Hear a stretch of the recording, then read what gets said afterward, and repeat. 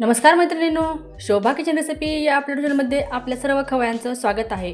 आज आपण एक असा पदार्थ बनवणार आहोत जो नागपंचमीला सोलापूर भागामध्ये तसेच कर्नाटकच्या काही भागामध्ये सुद्धा हा पदार्थ आवडीने बनवला जातो। चला तर मग सुरू करू।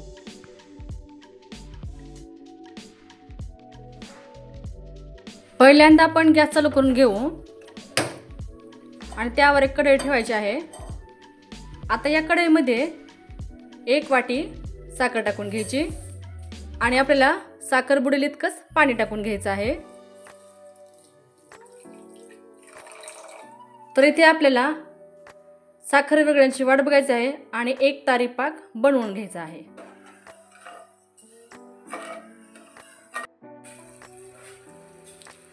तर इथे आपला पाक उकळत आहे। आता त्याच्यामध्ये 1 चमचा वेलची पूड टाकून घ्यायची आणि थोडं ह्याला असं ढवळून घेऊ। आता आपल्याला एक तारी पाक बनवून घ्यायचा आहे। थोडासा 1 मिनिट पाक आपल्याला आटवून घ्यायचा आहे। आता या पाकामध्ये 1 चमचा तूप टाकून घ्यायचं आहे आणि याला हलवून घेऊ। तर ह्याला 1 मिनिट उकळून घ्यायचं आहे। तर इथे 1 मिनिट झालेले आहेत आणि हे बघू शकता, हे बघा आपला 1 तारी पाक तयार आहे। आपण हे बोटावर घेऊन बघू। तर हे बघा 1 तारी पाक तयार आहे। एकच थिरा तार अशी होत आहे, हे बघा। आता गॅस बारीक करून याच्यामध्ये इथे डाळवा बारीक वाटून घेतलेला आहे आणि तो चाळणीने चाळलेला आहे। तर काही ठिकाणी याला फुटण्याची डाळ असे सुद्धा म्हणतात। तर ही फुटण्याच्या डाळीचं पीठ आहे। आता ही 1 वाटी घेतलेलं आहे, या पाकामध्ये टाकून घेऊ। गॅस बारीक करायचा आहे आणि हलवत राहायचं म्हणजे ह्याच्या गुठळ्या होत नाही। सतत हलवत राहायचं आहे।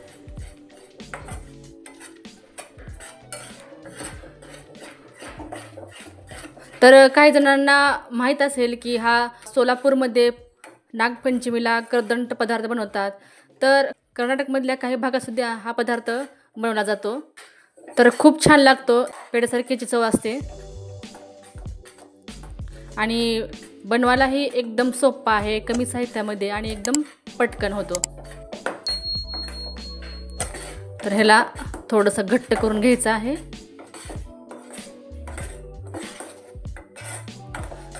तर इथे बघू शकता सतत हलवत राहायचं आहे, नाहीतर ह्याला खाली चिटकण्याची शक्यता असते।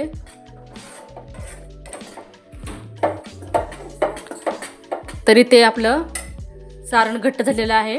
तर हे बघा, तुम्ही बघू शकता अशा प्रकारचं सारण घट्ट झालेलं आहे। ह्याला आणखीन थोडंसं घट्ट करून घेऊ। गॅस मध्यमच ठेवायचा आहे।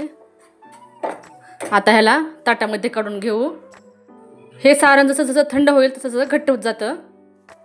तर इथे अशा प्रकारचं एक ताट घ्यायचं आहे, त्याला तूप लावून घ्यायचं, सगळीकडेच पसरवून घ्यायचं आहे तूप।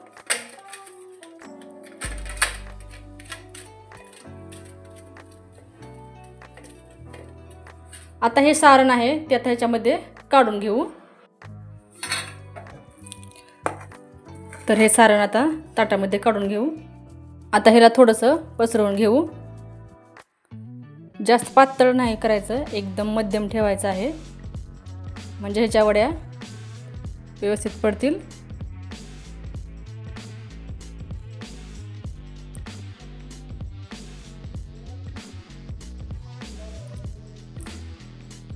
आता या सारणावर खोबरं टाकून घेऊ, सगळीकडूनच टाकून घ्यायचं आहे आणि ह्याला आता थोडंसं हाताने दाबू। आता हे थंड करून घेऊ। तर इथे आपलं सारण थंड झालेलं आहे। आता आपण ह्याचे काप करून घेऊ।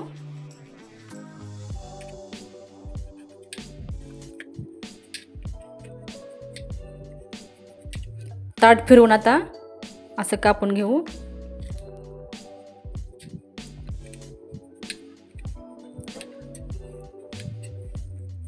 तर इथे कापून आहेत, आता आपण एका ताटामध्ये काढू। तर इथे आपले करदंट बनवून तयार आहेत. तुम्ही अशा प्रकारे नागपंचमीला करदंट नक्की बनवून बघा आणि कसे वाटते कमेंट्समध्ये सांगा. व्हिडिओ आवडल्यास व्हिडिओला लाईक करा, शेअर करा आणि चॅनलला सबस्क्राईब जरूर करा. धन्यवाद.